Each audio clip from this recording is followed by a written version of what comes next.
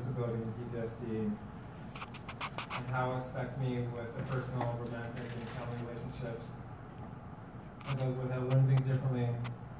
I have a different way of approaching things, and it seems like if I do not have it my way, it's a highway.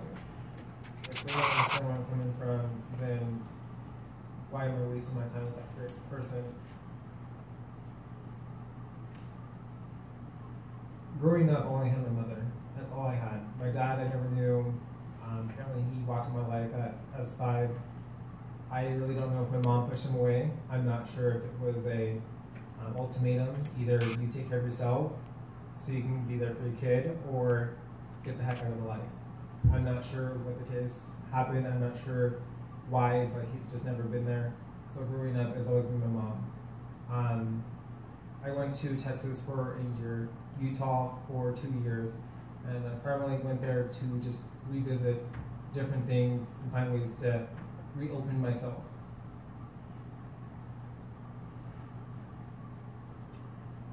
Pretty much me not being in contact with my family is best, because she is controlling, she is manipulative, she is every way possible the negative mother that she should not be.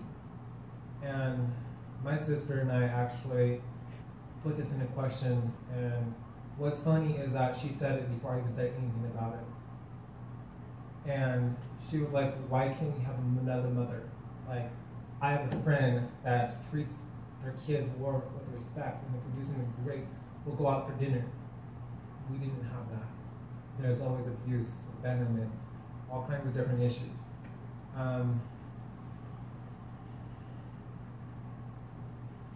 With the PTSD and the stuff that has happened growing up,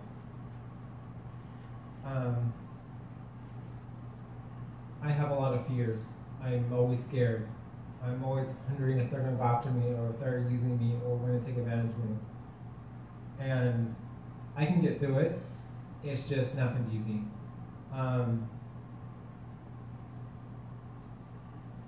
It's very hard for me to open up people at first. I can talk about everyday things, but when it comes to my inner self, I'm like, them getting to know me by asking, what do you do for a living? What do you like doing for fun? Those type of questions, I don't like answering. Now, what do you do last week? I have no problem answering those questions.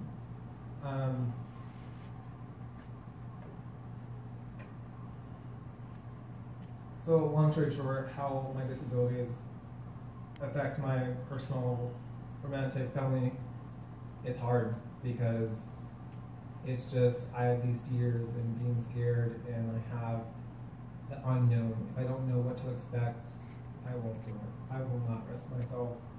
And I know, I'm learning right now with my skills and with what I know, with it, seeing and being aware of the advantages and disadvantages, the good and the bad. The more I'm aware of that, the more I can do it. Now, what is harder is I can't get close to people. Because when I do, I get emotional. When I get emotional, then stuff hits the fan, because I don't know if they're actually being there because they want to be there. I'm not sure if they're going to walk in my life and leave.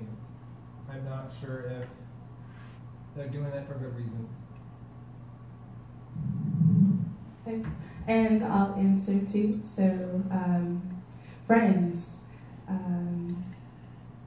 Let me see. So I've been getting depressed or experiencing depression since I was 11 or 12, and I told one friend when I was about 13, and I told another friend when I was, I want to say 17, about my depression, and then maybe 3 friends in college. And my depression was something I was ashamed of, so like pretty much no one knew. And if I decided to tell you and let you in, then that meant like we were best friends and you were on my inner circle and I really trusted you. And everyone else, they're pretty much lying too. If I had to miss an event or a party because of a therapy session, I would lie and say it was a regular doctor's appointment, or if someone saw me taking antidepressants, I'd say they were it was medicine for my back, because I actually do have scoliosis, so I'd say I have back pain, and that's what that medicine's for. And yeah, so it was just a lot of hiding and being ashamed, not knowing how to explain depression to other people. And now it's pretty common knowledge. It's all over Facebook and social media. And romantic relationships. When I was younger, I thought that I was, like, because I was still hiding it, I thought, I'm not gonna tell a guy until we're like engaged, because then, like, by that time, like, he's pretty invested, and so I'll just hide it until we get to, you know, that kind of, I think we're committed, so then I'll let you know. But like I said, now it's common knowledge all over Facebook, and the guy, like, now he does know, but he doesn't really get it, so he thinks depression's kind of like a personal problem, like personal weakness kind of thing. So it's not something we talk about just because he just doesn't get it. And family,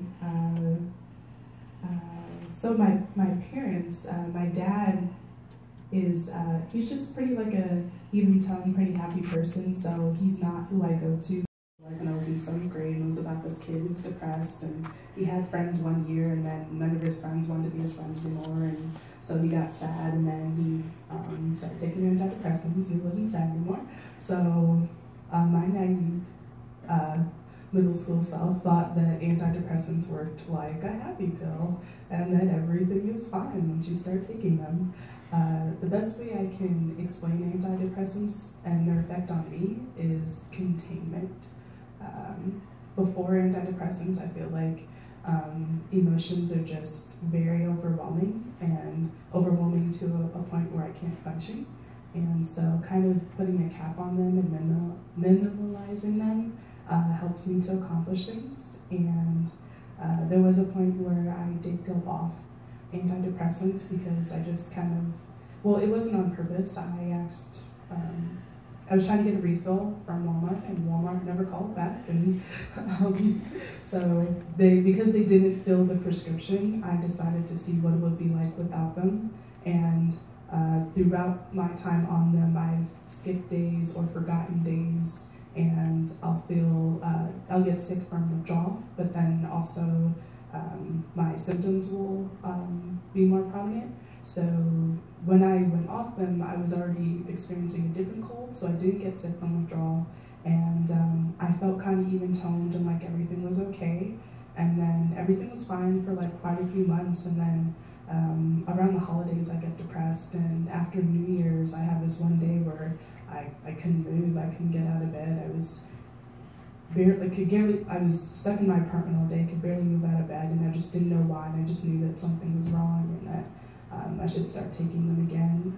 And I don't know, I guess that's kind of how the rest of my life is going to go, because I am pretty dependent on them, and different things work for different people.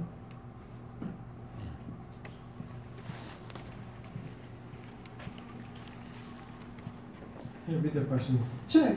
So how do you cope with your disorders, be that what kind of treatment, so medication or therapy or what have you?